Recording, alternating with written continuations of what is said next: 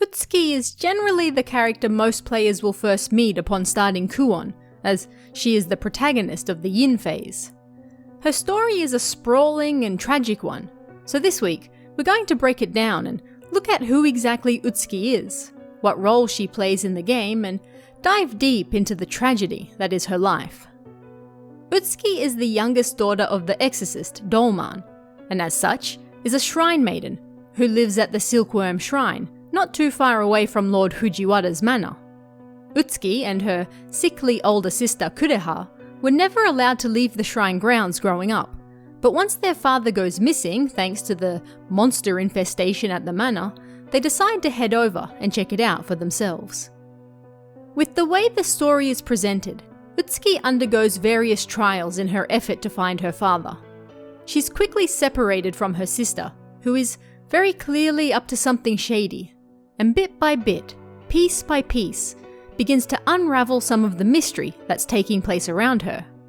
She works her way through the manor, the temple, and the underground area, and it becomes evident that things aren't quite right. She quickly finds her father, but he instructs her to find her sister, who is now missing. She also runs into the mysterious twins, Sakuya from the Yang phase, and at some point wakes up in a wicker chest. Through a flashback, it's revealed that Kureha actually died when the sisters were younger. The twins orchestrated the whole thing to get the family to take part in the Kuon ritual, a ritual that would ultimately result in the mulberry tree from which the twins came from being reborn. At any rate, Kureha's dead body is then placed in the wicker chest and emerges miraculously alive and mostly unscathed. Mostly. Neither Dolma nor Utsuki really understands what happened, but Kureha is apparently alive, although she's clearly not well, and that's all that matters. It was Dolman's further investigations into the Kuon ritual, as well as his attempts to keep his daughter alive and ultimately take all that power for himself, that led to all of this mess at the manor in the first place. Things quickly unravel around Utsuki, and her father urges her to merge with yet another person inside a wicker chest to fix what's ailing her. She ends the Yin phase by attacking Sakuya as her skin rots and decays. In the Yang phase, more of Utsuki's story is revealed from outside observations. Here you play as Sakuya, and she runs into Utsuki several times. First by the mulberry tree where she saves Utsuki from a gaki, then again later when Doryo decides to help Utsuki find her sister, and finally with everyone reunited.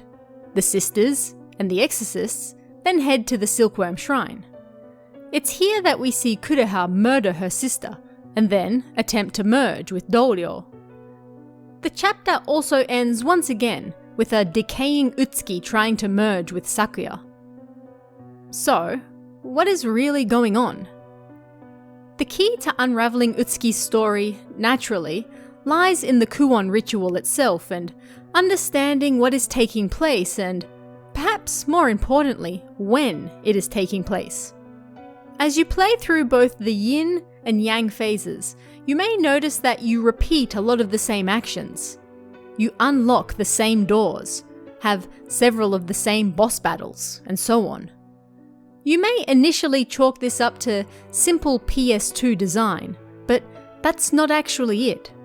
This is all done on purpose, in a very From Software way, and it's left to you to decipher what's actually going on. So, let's break it down.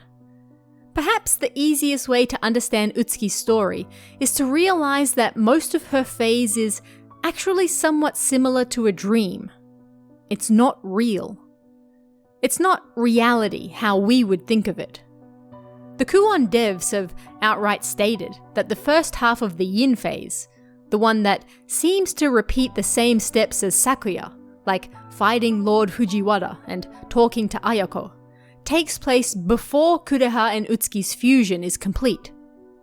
That's right. Before the game even begins, the sisters have both been placed in a wicker chest together and merged.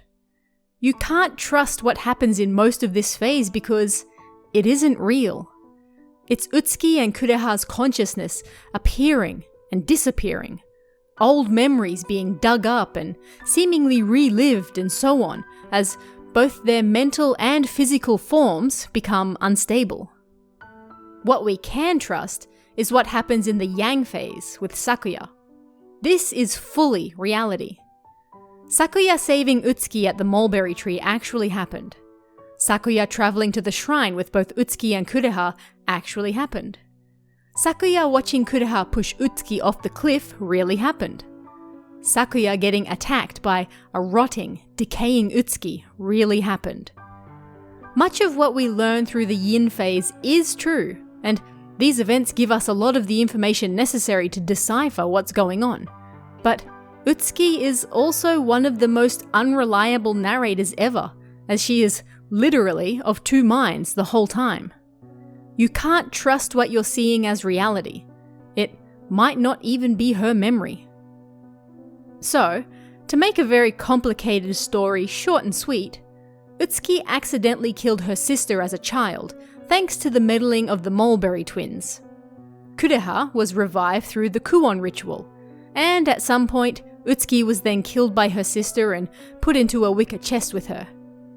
The merging process naturally wasn't perfect, however, and for a long time, the sisters fought for dominance over the same physical body. In fact, what Sakuya sees as two separate beings throughout much of her chapter is actually after they have merged. The sisters, despite having merged, are occasionally able to appear as two, but they are in fact still the same merged creation, and more often than not, it's simply one sister asserting her will and physical form over the other. The devs have stated that in this form, the sisters' consciousnesses fade in and out constantly, with Kureha sometimes being the strongest and, at other times, Utsuki. As we see with many of the failed Kuon rituals, this makes the participants both physically and mentally unstable. Because the sisters are shrine maidens, daughters of a powerful exorcist, they are somewhat better equipped to handle the ritual than, say, Lord or Lady Fujiwara, who end up looking monstrous, but they still fall victim to it. All of this comes to a head in the final Kuon chapter, where you play as Abe no Seimei.